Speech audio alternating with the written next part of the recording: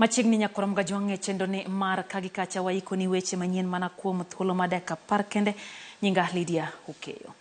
Nyasi mar hingo odiochieng' lwenje mahimo jofwambo, riwruok jochung weche dwaro mondo tudruok makare kind apisa mag arita kod mano mar doho mar jiwo demokrasia margi mondo miyo nyaka. Mano bende jofwambo dwaro mondo omigi luor kod lwasi makare mag tayo tijegi kae jiwogi mondo gichwal tijegi e yono makare. Ugai mar jomin buche Renson Ngonga okoni biro neno ni otiyo kod oteku ma entiere godo neno ni buche duto mochwal mamako ji marocho ratich jofwambo tieki kendo kum ochiw kaka owinjore. Inyalo yudo ka dwe achiel wan gi cases karibu 20 mag jofwambo gi keyo ma osebed kilao. Kaka chieng' manyoro kende wan gi jofwambo karibu 5 manyoro oseluongi gi jachung' ne nonro mag sirkal midendo ni DCI, kendo wan gi jafwambo achiel e kaunti ma Bungoma bende manyoro omonje ode kama oninde gi petrol bomb. Koro yudo ka ndalo 2 kende wan gi cases 6. To mago gin gigo duto mwayudo ywak mag kuom jofwambo gi keyo e pacho mangima. Odiochieng' nyaka yud nitiere jafwambo gi keyo moro mane omonji gi obila, omonji gi josiasa kata omonji gi jomahundu. Investigations into crimes committed against journalists should be undertaken expeditiously and those found culpable should be prosecuted. 2. Protection of witnesses and whistleblowers. This is an integral part of the criminal justice system as it is meant to protect credible sources of information. Therefore, it is paramount that witnesses and whistleblowers are effectively protected and not victimized so as to ensure quality prosecutions are undertaken, especially against individuals of influence within society. Jotije posta pachoka oyango kata chaka yanga ng'anyo margi kagikwedo deko mar osach kuom dweche 5 koro. Jotije go manochokore apise posta mopogore pachoka wacho ni koro gichungo tijegi nyaka chulgi osachgi. Kamano bende gidwaro mondo piny owacho odonjre kendo chier kambino mana kaka osekonyo kembe mamoko mag piny owacho pachoka.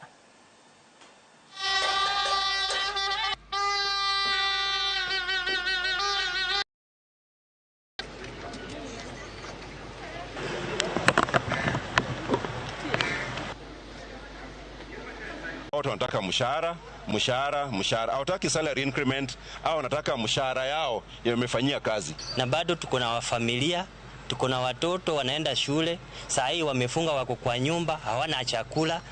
Tumeonekana kama beggars, bado tunafanya kazi. Chenye tunaomba tu ni mshahara. Our president, Dr. William Samoei Ruto, kodu PS Mamarwa, jaduongo walo, pari ur posta, goe wang'uma muol kuom posta. Wachandre kaka jotich, wachandre kaka jomondiki, okinyi kokinyi dhi tich, pesa onge, parwa uru wakwamo. Kwa the county ya Migori, obila ma Migori omako gunde 5 mag nyasore magiwacho ni nengo giromo $1 million. Obila wacho ni gimako nyasore gi gwenge ma Oruba tok yudo maling'ling koya kuom jopiny ewi gach probox moro. Komanda mar obila ma Migori Francis Goli wacho ni derep garino ne dwa wuok gi njagago manobo kanyakla gi omena. Omedo ni achijno osemaki kendo giikore mar chwalo doho ka koro gidwaro mondo jopiny omed gi maling'ling matieko weche nyasore kaunti no. An estimate of 300 kilograms.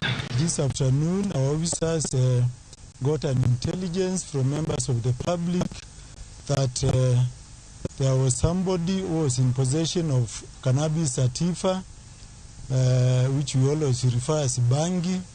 Actually, 5 sacks of cannabis sativa, which was seduced in sardines. Sardines is what we call as omena, worth 1 million shillings, Kenya shillings 1 million. And of course, we arrested one suspect. All issues of illicit brew, narcotic drugs, and then other contrabands which are passing through our highway from the border to other towns. We don't allow any of them to pass in our area. Suspect will be arraigned in court, I think tomorrow, when we complete our investigation, so that he may answer to charges. Kwa dhi mbele ni riwruok makedo ratiro mar oganda Kenya Human Rights Commission owuok tung' mosuo kod od bura mamalo kod mano mar Senate magikoni oserem menyo kaka sirikal tiyo marach kod omenda.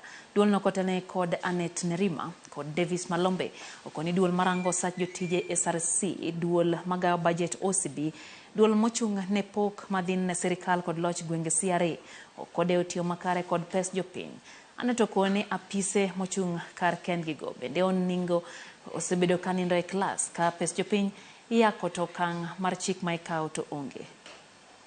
Or prudent management of public resources, there have not been sanctions, so we continue to see breach of legislations regarding public finance management in this country with no sanctions at all. And that's why we are saying these independent institutions, because when you look at SRC, look at Office of the Control of Budget, they all have a mandate within the Constitution, an independent one, that there should be no political interference or executive interference in what they do.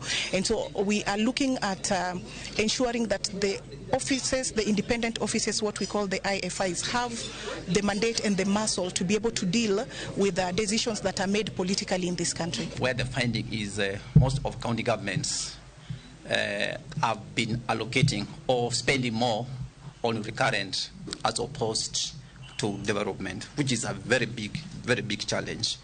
And of course, personally, I have a political problem with this legal arrangement where at 30% is supposed to be allocated to development and then 70% to development. And if you go back to the principles of devolution, and actually basically why government exists to provide services. Komanda marobila Masamburu David Wambua oyango ne gereso jiaboro mane pio wala odino negi helori mane gedho e gwenge malerata pinje Masamburu. Jogo mane ni lori mar ting'o osigo pio wala nodi onegi olwaro lori no kane dereva temo ng'ada payano kaluwore kod koth mapek mochwe kono nde kalapapla mar jo NRT ne oor mar resogi kuom masira makamano.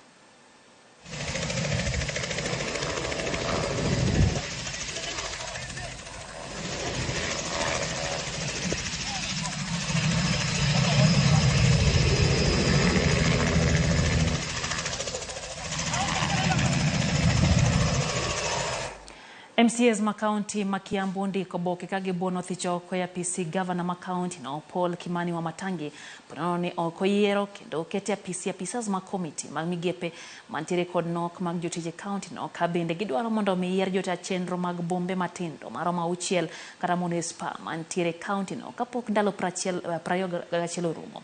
MCAs go wacho ni gisetemo baguromo gi governor wa Matangi kage sunde mondo me ondek jotije ge tich to kata kamano twak makamago poko nyagolemo.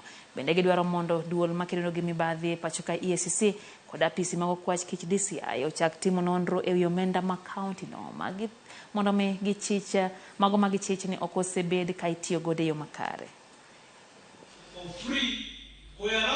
Governor yale matendo amefanya katika hii county yetu si mambo ya kufaidi wananchi wa hii county, ni kupora, na saa hii tuko na grounds ambazo tutatumia ili tuhakikishe governor wa Matangi ameenda nyumbani. Since he took office in 2022, Hon. Matangi has operated the affairs of a county as a personal kiosk with retro respect as to the importance of county assembly as far as oversight, transparency, accountability, representation and sustainable development is. The county assembly will forthwith exercise its legal mandate to hold Governor Matangi to account and take such steps as necessary, including removing him from office by way of impeachment to prevent further deterioration of Kiambu County state of affairs.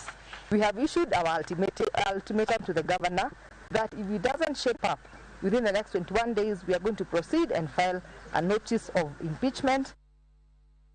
Kwa mbele bila magapaya dhi nyime kod timo tiegruok ne jogo mantiere sekta mar wuoth e pachoka duto eneo ni oduok chien masira magapaya nyato ndalo nyasi ma Christmas kod higa manyien mabiro.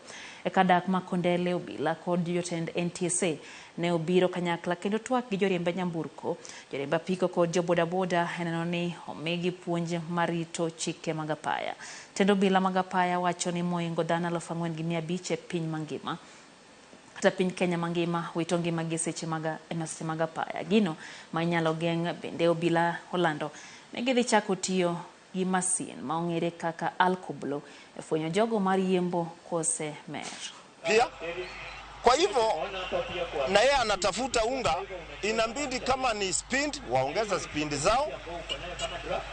Saa zingine muhula wa Christmas pia tutalenga haswa hata magari private.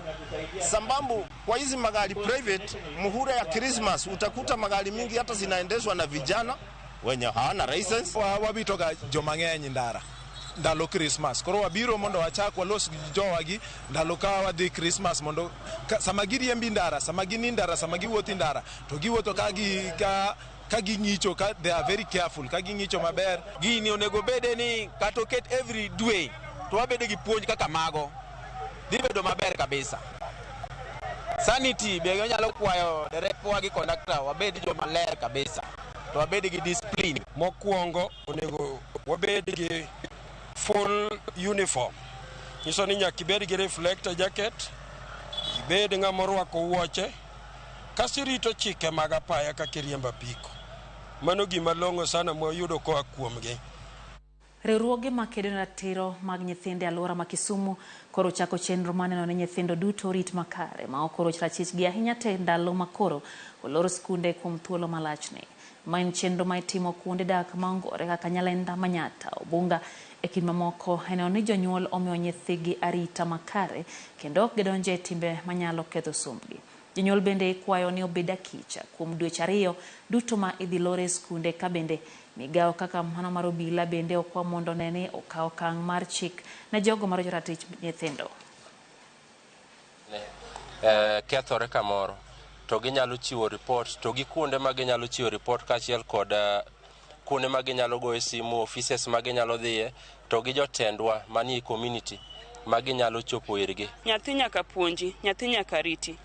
Nyathi en ng'ama nigi ratiro mayudo ngima ma pile pile, kar dak, kar nindo, gi mago duto.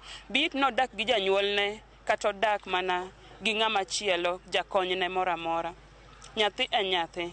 Ratiro mar adek ma nyathi en yudo thieth makare ma nyathi onego yudi. Be it nene orphanage kata obedo ni en alworawa. Challenge maduong' nitie ni nyithindo ma oroch ratichgi seche moko gi face challenges, to ng'ama dwa kawo ting' margi mar luwo kodgi yo mar yudo justice ok bed mayot, nikech ji wechegi moko yudo ka iloso gi ki anyuola. Ratich nyathi ochochi to iyudo ka gigi idwa los gi ki anyuola, matiende ni nyathini ok dhi yudo justice mowinjore. Familia moko 15 e gweng' ma Korongoi e kar dak ma Kapcherop mantiere Marakwet ma Imbo e kaunti ma Elgeyo Marakwet dong' maonge kuonde dak bang' utegi nyowang' gi jopiny malieko ni familia go gin jojuogi. Jalup komishona ma gwengego Kapcherop Abdulrahman okwero tim kamano ka koro ogolo siem na jodak ma gwengego mondo kik kaw chike lwetgi. Burano nosetere tesendo bila ka pedha bende koro sechaki matimo nonro ewi jogo manowang'o utego mabiro ndalo machuok kende bang' monj machielo bende notime gwenge ma Kiptebel chieng' wuok tich mokalo.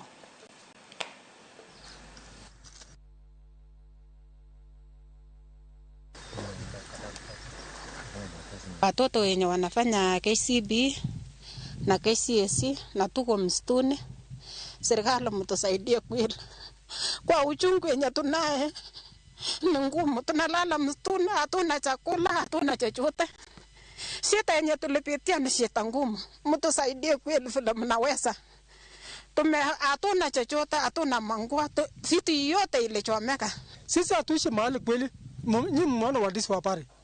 Sisi tunakuja tu kuangalia na chuoni, tunatafuta penye hata tunalala nje, hata kwa mahindi. Kwa vile hakuna penye tunalala, madrasa ilichomeka, hatujui kabisa. Uchunguzi unaendelea.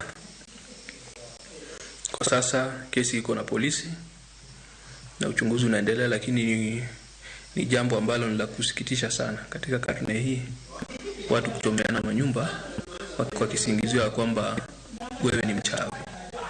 Pia ningeomba wananchi wote wasichukue sheria mkononi. Pale kulikuwa na wanafunzi, serikali imewashughulikia, wanaendelea na mitihani yao vizuri, na pia nashukuru majirani ambao walikuja kuwasaidia wale wanafunzi.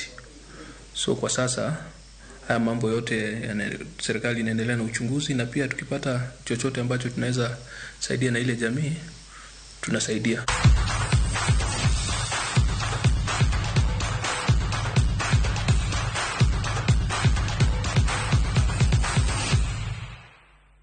Mago mag tuke West Ham United nyolo Arsenal gonde adek achiel ma ging'ado tiko mar robo final mar okombe mar Carabao. Gonde mag West Ham nyolo gi jotugo Ben White, Kudus kod Bowen, eka Arsenal nyolo kokalo kuom jatugo Martin Odegaard. Jared Bowen with the corner. Ben White nods into his own. A lapse in concentration, whatever you want to call it.